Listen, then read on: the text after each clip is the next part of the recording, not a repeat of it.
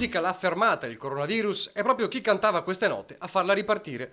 Il ritorno dei concerti live nella Marca passa dagli ex componenti del gruppo italiano più amato, i Pooh. Domani sera Red Canziani in Piazza dei Signori per quello che di fatto è il primo evento dal vivo con pubblico in Italia nel giorno del via libera ai luoghi dello spettacolo. Regole e distanziamenti da seguire secondo protocollo, ma la musica non si ferma, titolo dell'abbraccio di Canziana alla sua Treviso, è un vero e proprio segnale di ripartenza. E il testimonial, l'ex bassista dei Pooh, verrà ceduto da un altro storico nome della formazione, Roby Facchinetti, impegnato in un altro concerto, stavolta a Castelfranco, nella suggestiva cornice delle mura. Evento senza pubblico, perché è ancora dentro le restrizioni di legge, ma non meno suggestivo. Ci apre il cuore, soprattutto per noi musicisti che ci siamo fermati e adesso speriamo che pian piano insomma, si riprenda. Però è un bellissimo segnale. Nascerò, rinascerai.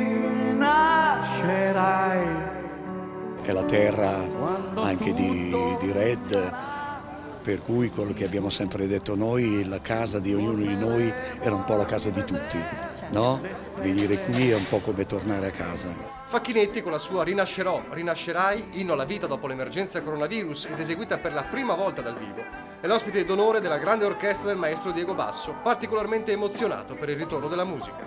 È qualcosa che avevo dentro, qualcosa che volevo, che avrei voluto poter realizzare, poi non si sapeva, però era un sogno, c'è stata tanta tensione, anche paura. In questo periodo ne succedevano sempre di tutti i colori e quindi dire dai che ci siamo è stato veramente un momento molto particolare. Tutto questo nella cornice del progetto musicale Terra e Cielo. Un progetto che abbiamo fortemente voluto per dare un grande segnale di ripartenza, di speranza, di fiducia nel futuro a tutta la nostra comunità veneta.